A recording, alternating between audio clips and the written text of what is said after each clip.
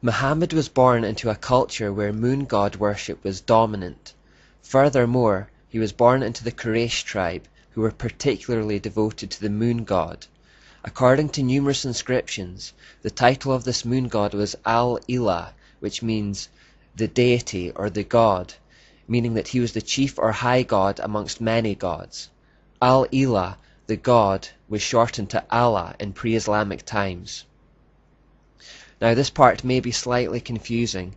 Until now we have seen that in the Babylonian system, the sun is always presented as a male god and the moon presented as a female goddess, and yet here we find talk of a male moon god, not a moon goddess. This is because there were certain branches where the roles were reversed. The male divinity became the moon and the female divinity became the sun. This form of the mysteries was particularly prevalent in Arabia and amongst the Saxons and Norsemen of Europe. This role reversal remained widespread around Arabia in particular, long after its popularity had waned elsewhere. Echoes of this lesser-known form still exist today. For example, Cush, Nimrod's father, was worshipped as a god under the title Meni or Manai, which means the numberer. He is accredited under the Babylonian system with inventing arithmetic.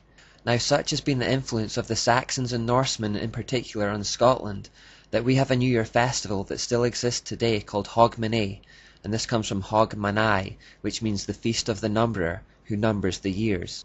Another small example of how Babylon permeates our culture. Muhammad's father and uncle both had the name Allah incorporated into their own names. His father was called Abdallah and his uncle was called Obidallah. This echoes the Babylonian practice of incorporating your god into your own name and illustrates the preeminence of the moon god cult in his time. This fact answers the questions: why is Allah never defined in the Quran? Why did Muhammad assume that the pagan Arabs already knew who Allah was? The answer is because they already did know who Allah was. He was their moon god. Muhammad wasn't attempting to introduce the concept of a new god in the Quran, he was merely building on the one that already existed in the area. All Muhammad did was go one step further than his fellow pagan Arabs. While they believed that Allah, the moon god, was the greatest of all gods in a whole pantheon of gods, Muhammad said that Allah was not just the greatest god amongst many, but that he was in fact the only god. In effect, he said, "Look, you already believe that the moon god Allah is the greatest of all gods. All I want you to do is accept the idea that he is the only God. I'm not taking away the Allah you already worship. I'm only taking away his wife and his daughters and all the other gods." Here is a picture of an Allah idol recovered in Arabia. Note the crescent moon on his chest. The pagan Arabs never accused Muhammad of preaching a different Allah to the one they already worshipped, and archaeological evidence proves that he was one and the same. The Encyclopedia of Religion says, Allah is a pre-Islamic name, corresponding to the Babylonian Bel. Allah is nothing more than Baal again with a new name. Muhammad attempted to have it both ways though. To pagans he said that he still believed in the moon god Allah, but to the Jews and the Christians he said that Allah was their god too. In effect, it was the same technique that Catholic bishops had used to merge Christianity with paganism. Many Christians today have swallowed the lie that Allah is the same as the Christian God, when he is in fact Baal. Fortunately, Jews and Christians of that time recognized Muhammad's deceptive ideas and rejected Allah as a false god. Of course this angered Satan no end, and by consequence it angered his puppet Muhammad no end, and we know that when plan A, manipulation and flattery, fails with Satan, he quickly resorts to plan B, intimidation and persecution. We perhaps never see this more clearly than in the relationship Muhammad had with the Jews. The Quran has a distinct split personality that correlate to two periods in Muhammad's life.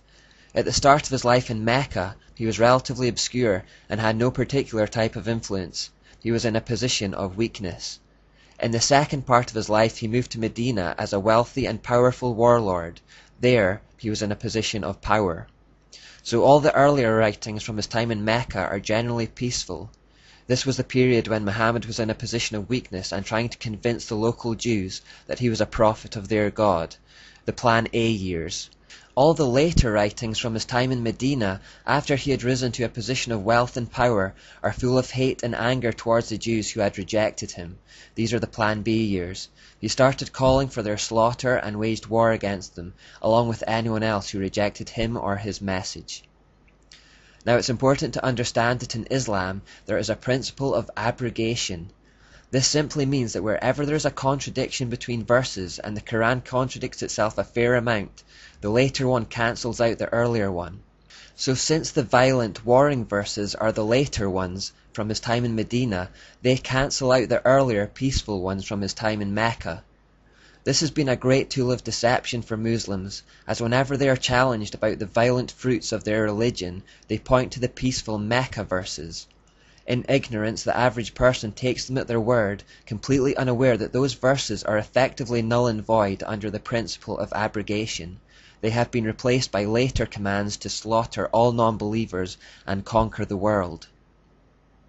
It is Muhammad's words and actions from the Medina years that fuel Islam's never-ending hatred towards the Jews and the problems in the Middle East. It is the words and actions of Muhammad in the Medina years that encourages and condones all forms of terrorism, lying, deceit, violence, murder of non-believers, oppression and domination as a service to Allah. Islamic terrorists are not acting contrary to the example of Muhammad their prophet. They are acting in perfect harmony with his own actions 1400 years ago. The Bible says that, "You shall know a tree by the fruit it bears." The entire history of Islam has been littered with this type of violence, and when we look at the life of Muhammad in any detail, we will discover why. It produces bad fruit because it was a bad tree with its roots in the kingdom of darkness. The following are the recorded words and deeds of Muhammad.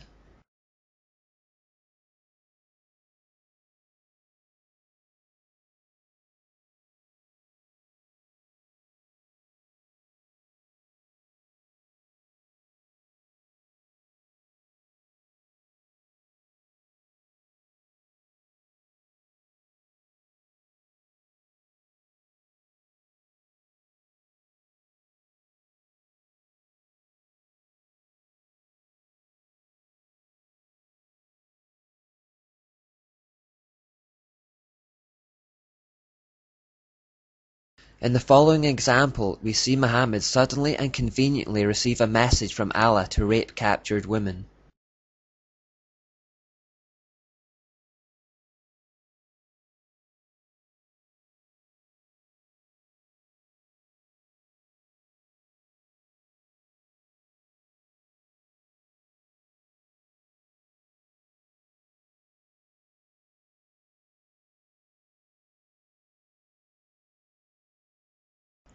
This event shows a particular audacity, permitting rape at the drop of a hat simply by conjuring a verse from Allah to support it out of thin air.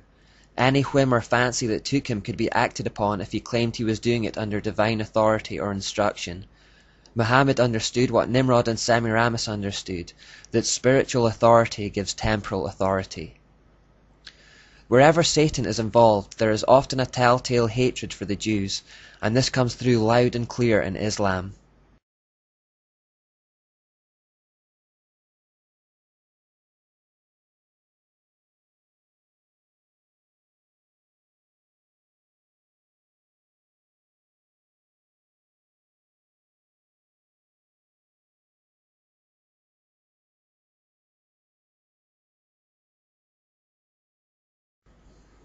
Here, the unbelieving brother was seemingly impressed with Islam's ability to influence people to kill Jews and family members.